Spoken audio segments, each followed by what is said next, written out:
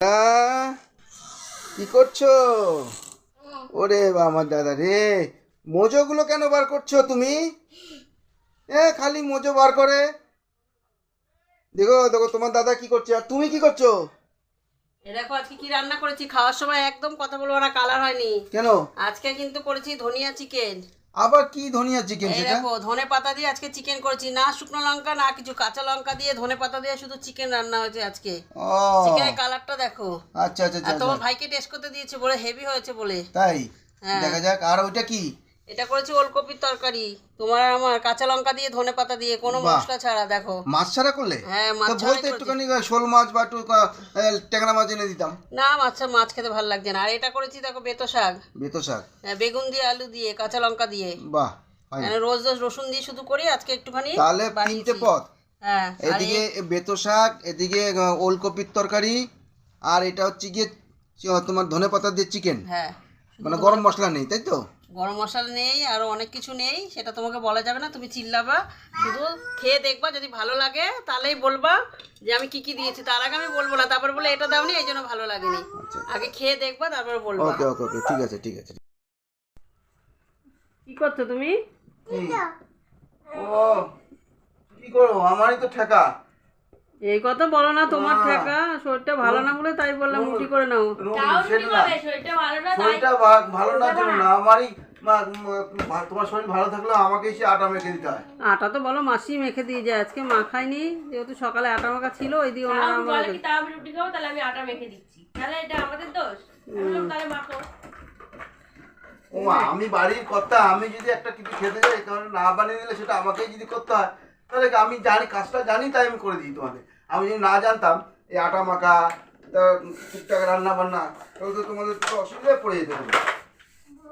বাবা রোজ আটা মাসি মেখে দিয়ে যায়, আজকে আটা মাখে তো বাবা কত কথা শোনাচ্ছে দেখছি। দেখ দেখ কত কিছু বল, তুই কিছু বল। আমি বললাম তো আজকে মায়ের শরীরটা ভালো নয়, তাহলে ভাতটাই খাও। হয় না, আমি মেখে দিচ্ছি, তাহলে আমি মেখে দিচ্ছি করে নিবি। মাংস হয়েছে যার জন্য আর রুটি খাবে, তা আমি বললাম মায়ের শরীরটা ভালো, ভাতই খাও। বলে না, আমি তাহলে আমি মেখে দিচ্ছি, আটা মাখাটা আমি তাহলে মাখতে পারবো না এখন, বলে আমি মেখে দিচ্ছি। নিজে মেখে দিচ্ছে, দেখ আটা মাখে। সবাই রুটি খাবে, সবার জন্য মেখেছো? সবার জন্যই মেখেছি। ঠিক আছে, এবার তুমি রুটি বানাবা নাকি? ও বাবা, করে দেখলে করা হয়। আমার এত জ্বর, তাও আমাকে দিয়েই বানাবা? আর এই যে ঘন্টু যা দুষ্টুমি করছে না, 14 বার আমার ক্যামেরার সামনে আসছে। এই যে তোকে বললাম ঘন্টু।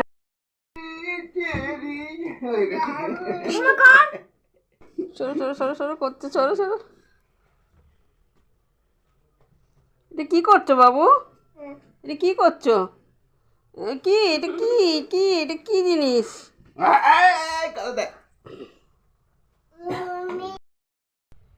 চলো বন্ধুরা, এখন উপরে ঘরে যাচ্ছি। এখন যাবো রুটি করতে।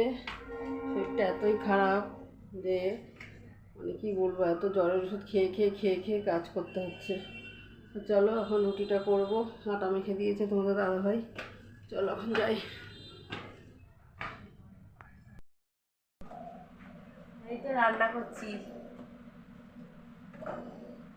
কি রান্না করছিস? তাড়াতাড়ি রান্না হয়ে গেল তো। আজকে আমার মায়ের শরীরটা ভালো না, তাই আমি রান্না করছি। ওটা দিকেটা কোথায় গেল রে বাবা?